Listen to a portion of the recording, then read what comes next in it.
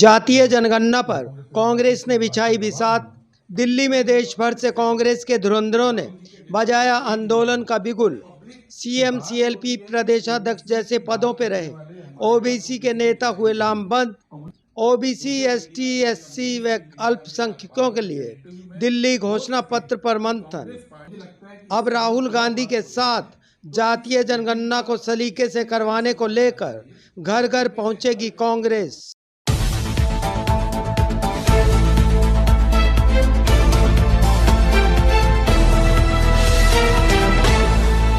नई दिल्ली के international centre में जातीय जनगणना ओबीसी एससी एसटी और अल्पसंख्यकों के अधिकारों को लेकर एक बड़ा आयोजन किया गया।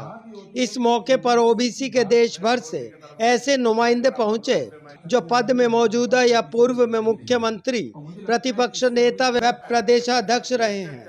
इनके अलावा कांग्रेस वर्किंग कमेटी के सदस्य, सोशल एक्टिविस्ट व कांग्रेस के वरिष्ठ नेताओं ने भी शुमारी की।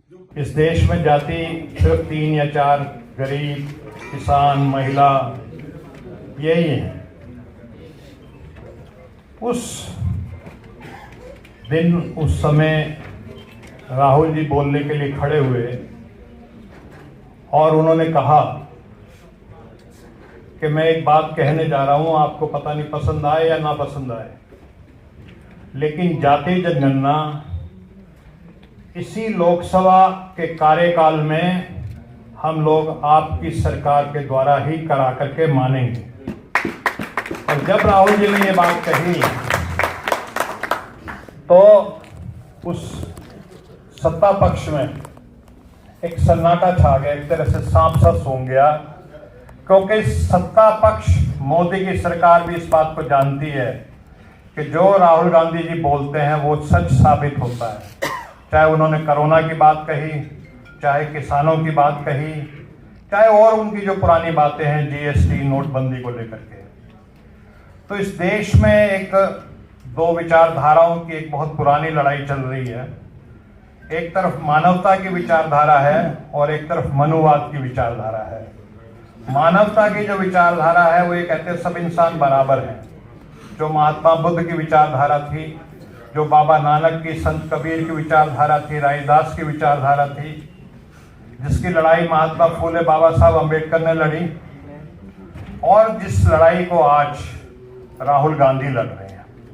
जातीय जनगणना पर हुए मंथन में इसे महज जातियों की जनगणना ही नहीं, सामाजिक, आर्थिक, कृषि, शैक्षणिक व रोजगार में भागीदारी भी सुनिश्चित करने पर जोर दिया गया।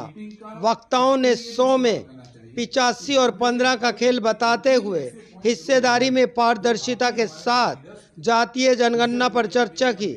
वक्ताओं ने कहा कि जातिगत जनगणना केवल आंकड़ों का विषय नहीं है, यह ऐतिहासिक अन्याय के खिलाफ लोकतंत्र की लड़ाई है। तो जब भी कोई मानवता की लड़ाई लड़ता है तो इस देश की, इस दुनिया की तमाम मनुवादी ताकतें एक होकर के उसका विरोध करती हैं। आज राहुल गांधी जी को इतनी गालियां पड़ती हैं, उसका कारण क्या है? क्यों उनको 32 उनके ऊपर एफआईआर हो जाती है और मुकदमे चल जाते हैं? क्यों उनकी लोकसभा की सदस्यता छीन ली जाती है? क्यों उनको घर से बेघर कर दिया जाता है?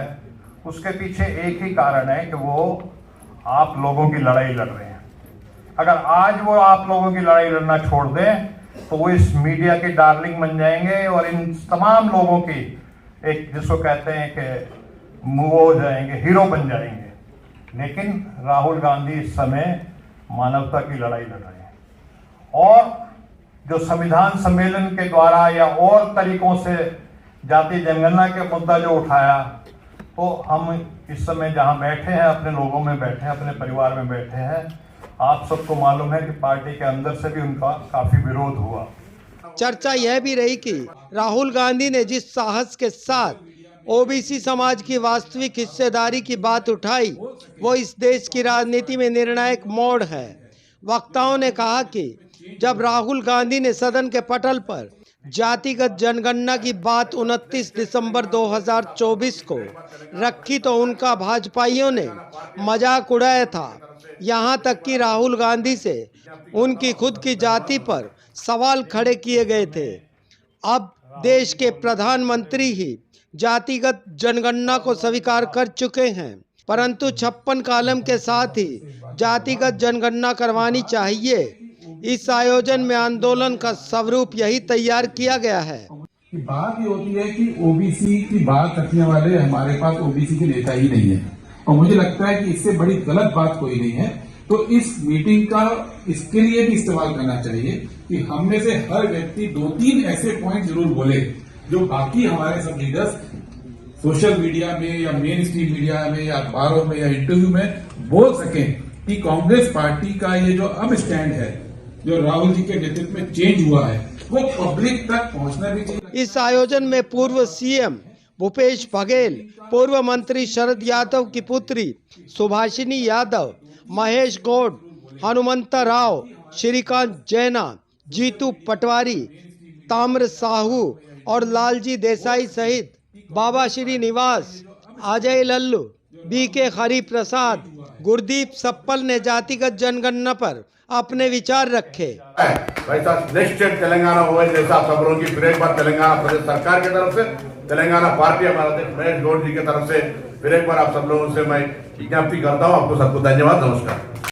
हिसार से इस कार्यक्रम में शिरकत करने के लिए गए एडवोकेट खोवाल ने अपने वक्तव्य में जातिगत जनगणना को आंकड़ों पर नहीं बल्कि आर्थिक, सामाजिक, शैक्षणिक, रोजगार, कृषि सहित सरकारी योजनाओं में लाभ व भागीदारी सुनिश्चित करने पर जोर दिया।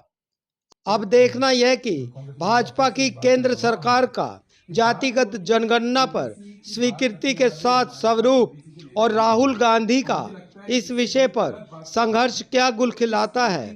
फिलहाल कांग्रेस की ओर से ओबीसी, एससी, एसटी और अल्पसंख्यकों को लामबंद करने की मुहिम का आगाज हो चुका है। जातिगत जनगणना की परिणति पर सबकी नज़र है। आप इस बारे में क्या सोचते हैं? अपनी राय कमेंट बॉक्स में ज़रूर साझा करें। पेज @ चैनल सब्सक्राइब नहीं किया है तो कृपया ज़रूर करें। शुक्रिया।